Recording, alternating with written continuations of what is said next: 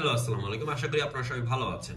একসাথে ৫ বছরের ভিসা, ৩ বছরের ভিতরে পার্মানেন্ট রেসিডেন্টশিপ আর একসাথে ফ্যামিলি সহ যাওয়ার সুযোগ, এই সব কিছু একসাথে প্রদান করা হচ্ছে এমপ্লয়ার স্পন্সর্ড স্কিম 2024 ভিসার মাধ্যমে, যেটা অস্ট্রেলিয়ান গভর্নমেন্ট লঞ্চ করেছে রিসেন্টলি। আর আমরা যদি অস্ট্রেলিয়ান গভর্নমেন্টের মাইগ্রেশন প্রোগ্রাম প্ল্যানিং লেভেল এই ওয়েবসাইটে চলে আসি, তার একটু নিচে গেলে আমরা 2023-24 প্ল্যানিং লেভেলটা দেখতে পাবো। সেখানে স্কিল ওয়ার্কার সেকশনে স্পন্সর্ড এমপ্লয়ার সেক্টরটিতে প্রায় 36,825 জন ওয়ার্কার যে নেওয়া হবে সেটা কিন্তু এখানে উল্লেখ করে দেওয়া হয়েছে। এখানে আরো অনেক ক্যাটাগরি আছে, সব ক্যাটাগরি মিলে প্রায় 1,37,100 ওয়ার্কার কিন্তু এই 2023-24 সালের ভিতরে অস্ট্রেলিয়াতে নিয়োগ করা হবে। তো এখান থেকে আমরা বুঝতে পারতেছি এমপ্লয়ার স্পন্সর্ড স্টিম প্রোগ্রাম থেকে 2024 সালে একটা বিস্তর সম্ভাবনা রয়েছে ওয়ার্কার নিয়োগ করার জন্য। তো আপনাকে অবশ্যই মনে রাখতে হবে আপনি ভিসা কোন সাব ক্লাসের আন্ডারে অ্যাপ্লাই করতেছেন, এবং যখন আপনি ভিসা অ্যাপ্লিকেশন করবেন আপনার কিন্তু এই সাব ক্লাস অনুযায়ী সমস্ত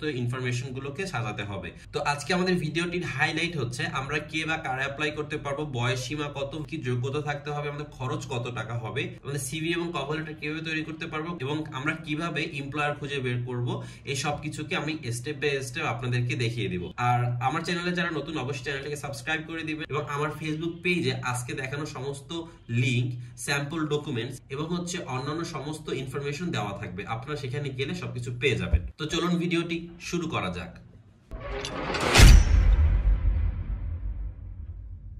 প্রথমে আমরা ভিসাটার ওভারভিউ দেখে নেই।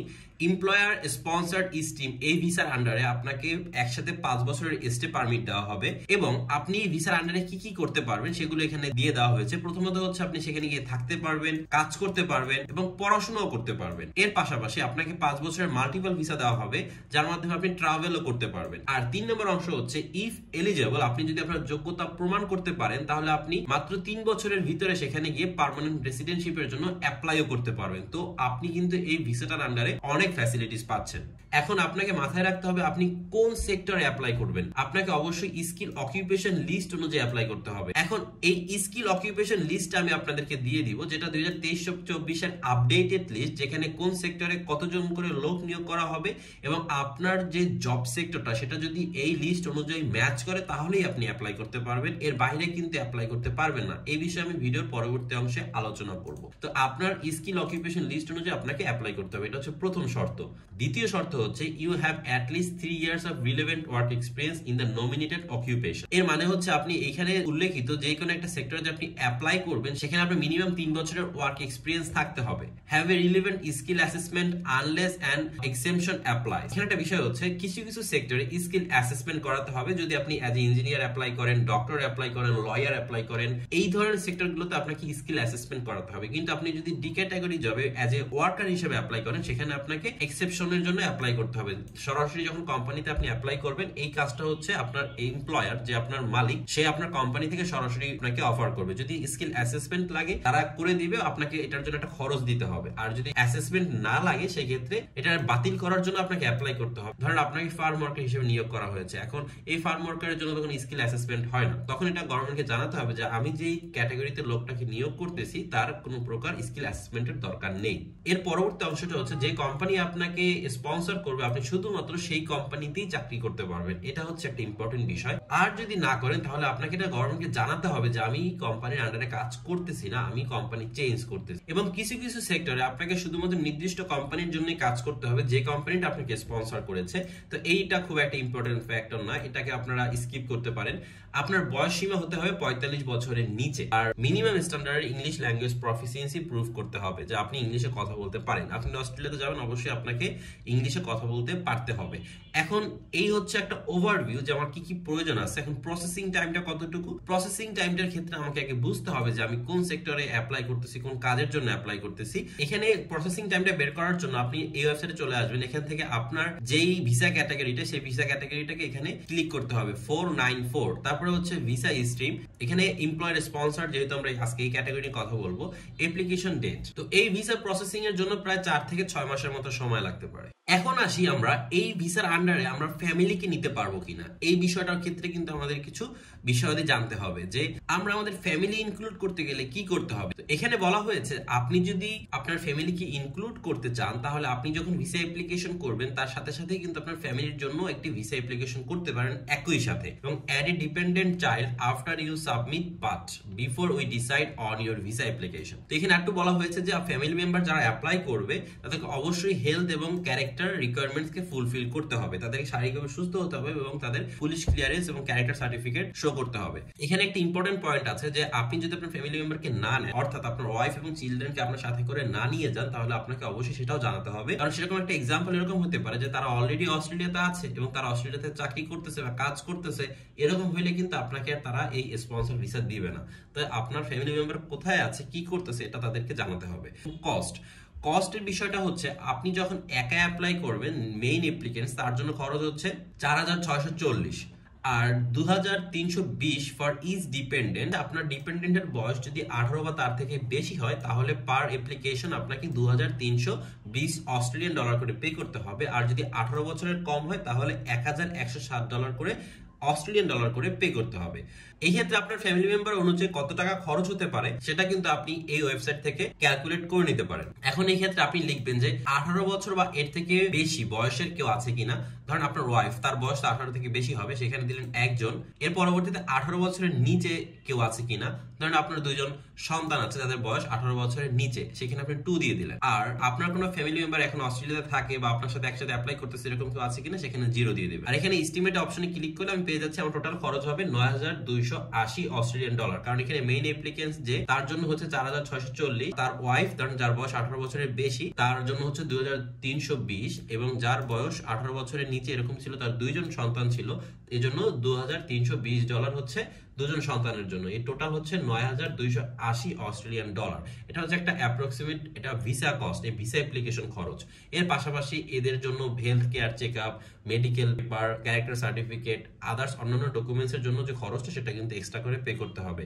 আর এটার সাথে কিন্তু আবার এয়ার টিকিট অ্যাড করতে পারবেন না, কারণ এয়ার টিকিটের খরচটা সম্পূর্ণই আলাদা। ভিসা খরচ আর এয়ার টিকিট খরচ কিন্তু এক না। এখন আপনি অস্ট্রেলিয়াতে যাওয়ার সময় আপনি যদি 5 লাখ টাকা শপিং করেন সেটা আপনার ব্যক্তিগত বিষয়, আপনি কোন এয়ারলাইন্সে যাবেন সেটা আপনার ব্যক্তিগত বিষয়।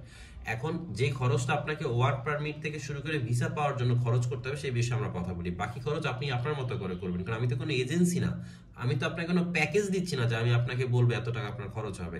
ভিসার খরচটা কত হবে সেটা আমি আপনাকে বলে দেবো, বাকি খরচ আপনি আপনার মতো করে করবেন।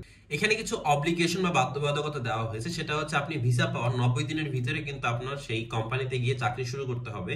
আরেকটা বিষয় হচ্ছে আপনাকে যেই রিজিয়নে আপনাকে নমিনেট করা হবে, আপনি যেখানে চাকরি পাবেন আপনাকে সেখানেই চাকরি করতে হবে। আপনি যদি আপনার এরিয়া চেঞ্জ করেন, ধরেন আপনার অস্ট্রেলিয়ার কিছু সেক্টর আছে যেগুলো ডেভেলপিং সেক্টর, যেখানে এখন নতুন করে সেক্টর কোম্পানি হচ্ছে, ইন্ডাস্ট্রিজ হচ্ছে, সেখানে আপনাকে নমিনেশন দেওয়া হয়েছে, সেখানে আপনাকে কাজ করার পারমিট দেওয়া হয়েছে, কিন্তু আপনি সেখানে গিয়ে কি করলেন, আপনি সিডনিতে চলে আসলেন অথবা আপনি বড় কোনো সিটিতে চলে আসলেন, এরকম করলে কিন্তু আপনার ভিসাটা ক্যান্সেল হয়ে যাবে। বা এগুলো হচ্ছে আপনার জন্য অব্লিগেশনস। তো এখানে অব্লিগেশনস গুলো কি আরো কিছু আছে সেগুলো আপনাকে মেনে নিতে হবে এবং অস্ট্রেলিয়ান ল অনুযায়ী সবকিছু আপনাকে মেনে চলতে হবে। তো এটা হচ্ছে ই ভিসা। তো এই ই ভিসা আপনার জন্য সরাসরি ওয়েবসাইট থেকে, অস্ট্রেলিয়ান গভর্নমেন্ট ওয়েবসাইট থেকে আপনাকে পাঠানো হবে। তো আপনার ওই অনলাইনের মাধ্যমে আপনার যে নাম্বারটা থাকবে সেটা দিয়ে আপনি সমস্ত ভিসার কাজকর্ম করতে পারবেন, আপনার পাসপোর্টে কোনো প্রকার সিল লাগবে না। আর এটা আপডেট দেওয়া হয়েছে 22 ডিসেম্বর 2023 তে। সো এটা রিসেন্ট আপডেট। আমরা এই অনুযায়ী যদি চেষ্টা করি আমাদের এই ভিসার আন্ডারে কিন্তু আমরা অ্যাপ্লিকেশন করতে পারবো। এখান থেকে আমরা অনেক কিছু আজকে কভার করলাম, কস্ট থেকে, অ্যাপ্লাই ফর্ম থেকে, processing time, application, travel, visa level, সবকিছুই। Be nominated by a approved sponsor. এখন আপনাকে একটা স্পন্সর কোম্পানি ধরে নমিনেশন নিতে হবে যে এই কোম্পানিটা আপনাকে নিতে চাচ্ছে, এটাকে বলা হচ্ছে নমিনেশন। তো নমিনেশন কি বলা হচ্ছে, you must nominated by employer whose business is lawfully operating in Australia. অস্ট্রেলিয়াতে একটা বিজনেস যেটা সুন্দরভাবে চলতেছে বা তাদের অস্ট্রেলিয়ান সমস্ত আইন মেনে চলতেছে, এরকম একটা কোম্পানি থেকে আপনাকে অফার লেটার নিতে হবে। ওয়েল, এই ক্ষেত্রে আমি আপনাদেরকে অস্ট্রেলিয়ান ফরম্যাটের সিভিটা দেখিয়ে দিচ্ছি কিরকম হবে। অস্ট্রেলিয়ান ফরম্যাট সিভি কিন্তু ক্যানাডিয়ান ফরম্যাট সিভির মতো কিন্তু সেম অনেকটা। নামের নিচে পোস্টটা থাকবে এবং আপনার এখানে শুরু হবে একটা ওভারভিউ দিয়ে, যে আপনি কি ধরনের কাজ করতে চাচ্ছেন এবং আপনার ভিশনটা, এবং এর নিচে চলে আসবে হচ্ছে এক্সপিরিয়েন্স। আপনার রিসেন্ট যে কাজটা আপনি করতেছেন, রানিং জব, সেটা থাকবে সবার উপরে এবং তার রেসপন্সিবিলিটিস গুলো এখানে লেখা থাকবে, মেইন রেসপন্সিবিলিটিস। মানে আপনি যদি কম্পিউটার ইঞ্জিনিয়ার হন, আপনি ঠিক কি ধরনের কাজের সাথে জড়িত আছেন, আপনি আপনার কোম্পানিতে আপনি কি কাজ করেন, এবং হচ্ছে এর আগে যদি কোনো কোম্পানি থাকে সেটা এখানে লিখবেন। আপনার এখানে 2 থেকে 4 বছরের এক্সপিরিয়েন্স শো করলেই হবে। মিনিমাম 3 বছর তো করতে হবে এই সেক্টরের জন্য বা এই ক্যাটাগরির জন্য।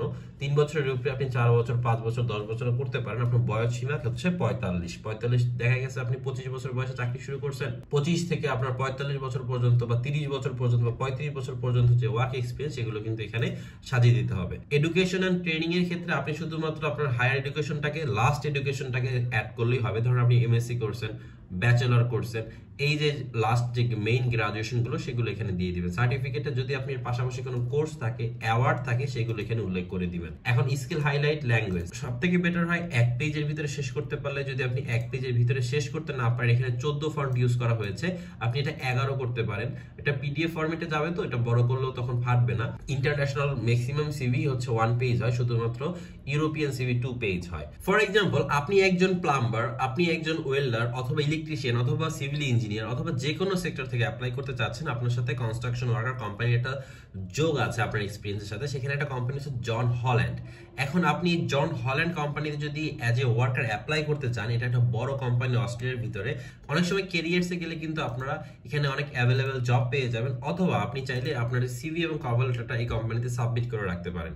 আপনার যোগ্যতা যদি কোম্পানির পছন্দ হয়, সেই ক্ষেত্রে কিন্তু আপনাকে তারা জব অফার করবে। যেমন এই কোম্পানিটাতে কিন্তু এখন প্রচুর পরিমাণে ওয়ার্কার শর্টেজ রয়েছে। সেখানে আপনি দেখেন প্রিন্সিপাল টেম্পোরারি ওয়ার্কার ইঞ্জিনিয়ার আছে, সাইট সুপারভাইজারের জন্য পোস্ট খালি আছে, তারপর হচ্ছে সেফটি কোঅর্ডিনেটরের জন্য পোস্ট খালি আছে, সিনিয়র প্রজেক্ট ইঞ্জিনিয়ারের জন্য পোস্ট খালি আছে, সাইট ক্লিনারের জন্য পোস্ট খালি আছে, ফোরম্যানের জন্য পোস্ট খালি। এবং এই ক্ষেত্রে কিন্তু দেখতে পাচ্ছি আমরা বিভিন্ন সেক্টর থেকে কিন্তু লোক এখানে প্রয়োজন আছে। তো আমরা চাইলে কিন্তু এই কোম্পানিগুলোতে, এই সেক্টরগুলোতে অ্যাপ্লাই করতে পারি। ধরেন আপনি যদি ফোরম্যান হিসেবে অ্যাপ্লাই করতে চান, আপনাকে মোটামুটি 2 থেকে 5 বছর এক্সপিরিয়েন্স থাকতে হবে, অথবা মিনিমাম 2 বছর এক্সপিরিয়েন্স থাকতে হবে। অ্যাপ্লিকেশনের জন্য অ্যাপ্লাই নেওয়াতে গেলে আপনার এখানে অ্যাপ্লিকেশন অপশনগুলো চলে আসবে। আমি একটা কথা আপনাদেরকে বলে দিচ্ছি, আপনারা যারা অনলাইনে অ্যাপ্লাই করতে চাচ্ছেন, অনলাইন বেসড অ্যাপ্লিকেশন করতে চাচ্ছেন, কারণ ওয়ার্ল্ডের প্রত্যেকটা কান্ট্রিতে এখন অনলাইন বেসড অ্যাপ্লিকেশন চলছে।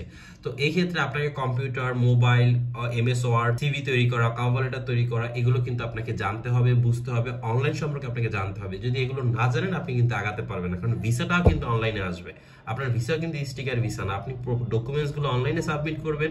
অস্ট্রেলিয়ান এম্বাসিতে কোনো প্রকার ইন্টারভিউ হয় না। আপনার ডকুমেন্টস দেখে যদি ভিসা দেয়, আপনাকে অনলাইনে ভিসা দিয়ে দেবে, আপনি সেই ভিসার অনলাইন ডকুমেন্টস নিয়ে ফ্লাই করতে পারবেন। তো এই ক্ষেত্রে আপনাকে অবশ্যই অনলাইন সম্পর্কে ভালোভাবে জ্ঞান রাখতে হবে, আদারওয়াইজ কিন্তু সামনের দিকে আগানো যাবে না। সব থেকে বেশি রিক্রুট হবে নার্স, তারপরে হচ্ছে স্কুল টিচার্স। এখন নার্সের ক্ষেত্রে আমাদের কি স্কিল অ্যাসেসমেন্ট করাতে হবে, কিন্তু তাদের ভিসার সম্ভাবনা কিন্তু অনেক বেশি। 17,860 জন নার্স নিয়োগ করা হবে শুধুমাত্র 2024 সালে। এ পর্যায়ে আপনি যদি একজন ডক্টর হন, নার্স হন বা ইঞ্জিনিয়ার হন, এই সেক্টরগুলো থেকে আপনি যদি অ্যাপ্লাই করতে চান, তাহলে আপনাকে আপনার স্কিল অ্যাসেসমেন্ট করাতে হবে। আর এই স্কিল অ্যাসেসমেন্টের জন্য এটা হচ্ছে একটা ভেরিফাইড ওয়েবসাইট, আর এরকম আরো কিছু ওয়েবসাইট আছে, বাট এটা দিকে আপনি করতে পারবেন। নার্স লিখে সার্চ করেন, দুটো রেজাল্ট আসবে, সেটা হচ্ছে ভেটেরিনারি নার্স আর একটা হচ্ছে মাদার ক্রাফট নার্স। একটা হচ্ছে এনিমালসদের জন্য, একটা হচ্ছে ইনফ্যান্টসদের জন্য।